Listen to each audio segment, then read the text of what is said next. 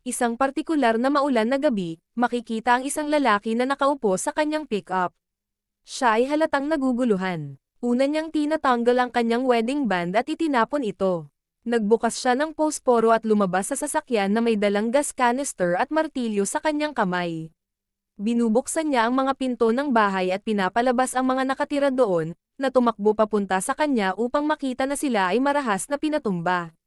Ibubuhos niya ang gasolina sa buong bahay at sinisindihan ito. Habang siya ay umaalis, sumabog ang bahay. Si Rachel ay natutulog sa sofa at nagising sa tawag ni Andy, ang kanyang abogado at matalik na kaibigan. Sinabi sa kanya ni Andy na ang kanyang magiging ex-asawa ay gusto ang kanyang bahay at kailangan nilang mag-file ng pagtutol. Pinutol niya ang pag-uusap nang pumasok ang kanyang anak at sinabi na dapat siyang magbihis o magiging huli na sila. Ang anak na si Kyle ay nasa dining room kasama ang kanyang Uncle Fred na nakikipag-usap sa kanyang matandang ina. Ang marahas na pag-atake mula kanina ay binabanggit sa balita. Sinasabi na ang lalaki ay ang ex-asawa ng babae na may kasaysayan ng pang-aabuso sa droga at karahasan. Nag-uusap sina Fred at Kyle habang si Rachel ay naghahanap ng kanyang candy cane scissors. Sumali sa kanila ang kasintahan ni Fred sa mesa at pinag-uusapan nila ang kanilang mga problema sa pinansyal, partikular ang halaga ng nursing home ng kanilang ina. Umalis siya kasama si Kyle at sumakay sa kanilang napakabandang lumang sasakyan. Napagpasyahan nilang dumaan sa freeway kahit na nagre-rebelde si Kyle, na nagsasabing huli na sila.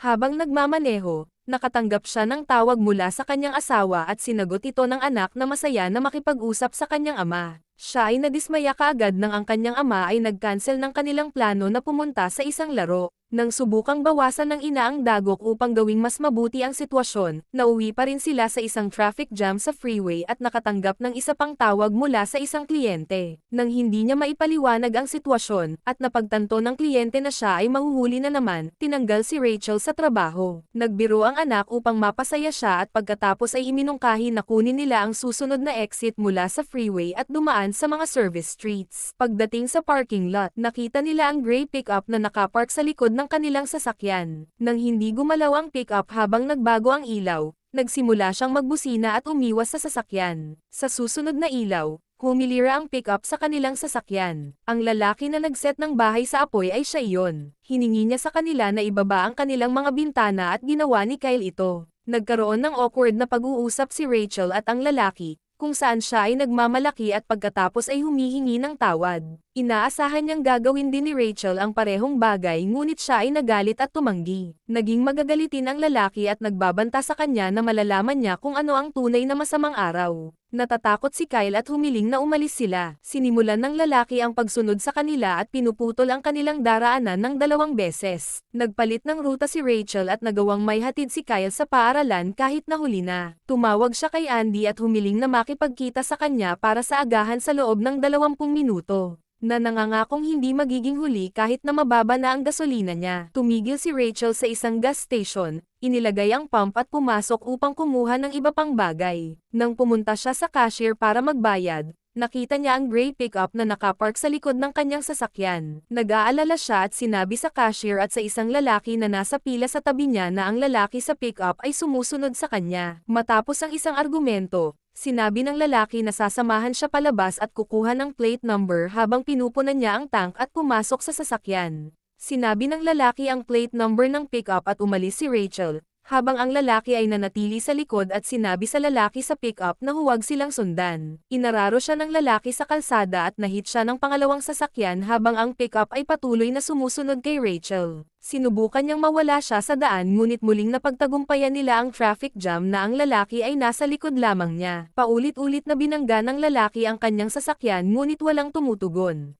Nagsimula silang magmaneho muli at hindi mahanap ni Rachel ang kanyang telepono upang humingi ng tulong. Lumapit ang lalaki sa kanya at ipinakita na hawak niya ang kanyang telepono. Umabot siya sa isang aksidente sa daan at halos matamaan ang isang babae. Nang akalaing nawala na siya, pumasok siya sa isang parking lot upang magtago at kalmayan ang kanyang nerbiyos. Samantala, si Andy ay naghihintay kay Rachel sa isang diner. Tinatawagan siya ngunit voicemail lamang ang natatanggap. Pumasok ang lalaki na may pick-up at tumungo diretso kay Andy. Nagsinungaling siya na siya ay isang matandang kaibigan ni Rachel, pagkatapos ay umupo at nakipag-chat kay Andy. Pinag-uusapan nila ang mga nakakatakot na karanasan karanasan sa road rage at ang diborsyo ni Rachel. Ang lalaki ay pinagtatanggol ang magiging ex-asawa ni Rachel at si Andy ay nahulog sa kanyang pagiging komportable. Nang magpanggap ang lalaki na maaaring tawagan si Rachel, ibinigay niya ang kanyang sariling telepono. Pagbalik sa parking lot, hinahanap ni Rachel ang kanyang tablet nang biglang marinig niya ang tunog ng ringtone. Natagpuan niya ang telepono at sinagot kahit na hindi ito ang kanyang telepono.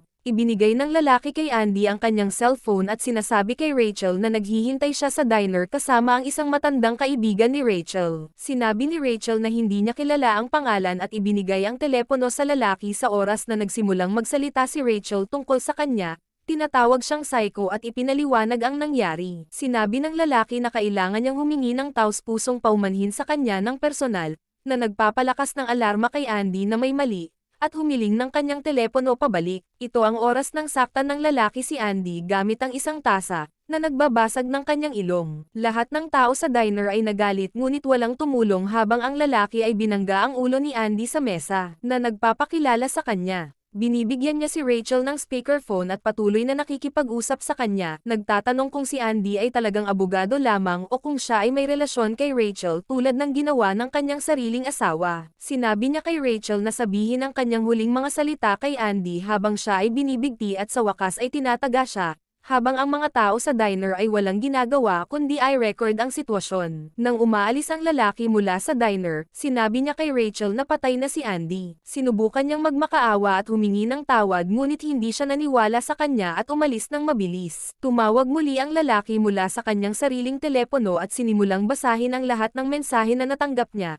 kasama na ang isa mula sa paaralan ng kanyang anak. Nagsimula siyang maglaro sa kanya at tanungin kung sino ang dapat niyang patayin mula sa kanyang contact list. Nang tumanggi siya, ipinadala ng lalaki ang lahat ng kanyang pera sa kanyang asawa at nagbanta na tutukuyin ang kanyang ina at susunugin ang kanyang bahay. Pinili ni Rachel ang kanyang sarili ngunit hindi tinanggap ng lalaki at humiling ng ibang pangalan. Pinili niya ang pangalan ng kliyente na nagtanggal sa kanya sa trabaho at nag-hang up ang lalaki. Agad na tinawagan ni Rachel ang pulisya ngunit nang makarating sila sa bahay ng kliyente, wala ang lalaki doon. Sa bahay, pinapanood ni Fred ang mga nangyari sa diner sa balita. May kakaibang tunog na nanggagaling mula sa ibang kwarto at hindi tumutugon ang kanyang kasintahan sa kanyang mga tawag. Pumunta siya upang tingnan siya at sa daan ay nakita ang pick-up na nakapark sa harap ng bahay. Ang mga tunog ay nagpatuloy at sinundan siya ng lalaki na may dalang kutsilyo. Lumabas ang lalaki na may dalang sugatang kasintahan at nagsabi tungkol sa nangyari kay Rachel. Sinabi niyang siya ay nakakaramdam ng kawalang halaga at ang natitirang bagay na mayroon siya ay karahasan at paghihiganti. Kaya't pinatay niya ang kasintahan ni Fred at pagkatapos ay ipinadala kay Rachel ang isang litrato niya kasama ang kanyang kapatid. Tumawag ulit ang lalaki kay Rachel at sinabi niyang tinawagan niya ang pulisya. Alam na ito ng lalaki at sinuri ang tracker sa telepono ni Rachel. Nakita niyang nasa harap siya ng paaralan ni Kyle at sinabi sa kanya na mayroon siyang 3 minuto para kunin siya at umalis o papatayin niya si Fred. Sinabi ng lalaki kay Fred na magsulat ng liham na sinisisi si Rachel sa pagkamatay ng kanyang kasintahan, habang binubuhusan siya ng gasolina. Samantala, kinuha ni Rachel ang kanyang anak mula sa paaralan at habang sila ay umaalis,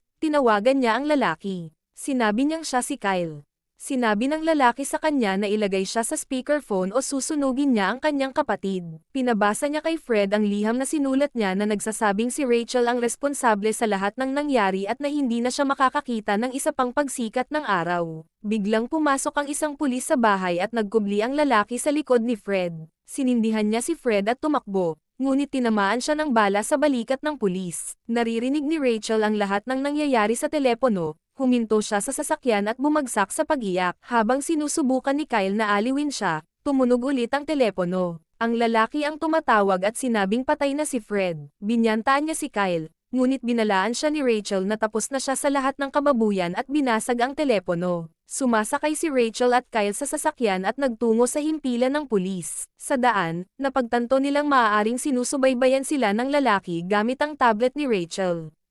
Natagpuan ni Kyle ang tablet na nakatago sa ilalim ng kanyang upuan at gustong itapon ito sa bintana, ngunit naisip ni Rachel na subukan na i-track ang lalaki gamit ang tablet tulad ng ginawa niya sa kanila dati. Napagtanto ni Kyle na nasa harapan nila ang lalaki na ninakaw ang van ng kanilang kapitbahay. Nakita rin nila ang isang pulis na sasakyan sa harapan at sinabi ni Rachel kay Kyle na mag-seatbelt. Lumapit sila sa tabi ng van na papunta sa pulis na sasakyan. Sinubukan ni Kyle na makuha ang atensyon ng mga pulis ngunit napagtanto ng lalaki ang kanilang ginagawa at binangga ang pulis na sasakyan, na nagdulot ng malaking aksidente sa kalsada. Patuloy siyang sumusunod at humahabol sa kanila. Tumawag si Kyle sa pulis mula sa tablet, ngunit sinabi nila na wala silang magagawa upang tumulong. Nauubusan ng baterya ang tablet at naiwan sila sa kanilang sarili. Nagpasya si Rachel na pumunta sa bahay ng kanyang ina kung saan ang kapitbahayan ay sapat na komplikado upang pabagalin ang lalaki ng kaunti. Pinasok niya ang kalsada ng mabilis at sinundan siya ng lalaki, na nagdulot ng mga aksidente sa daan. Nagawang linlangin siya ni Rachel at mawala siya pansamantala,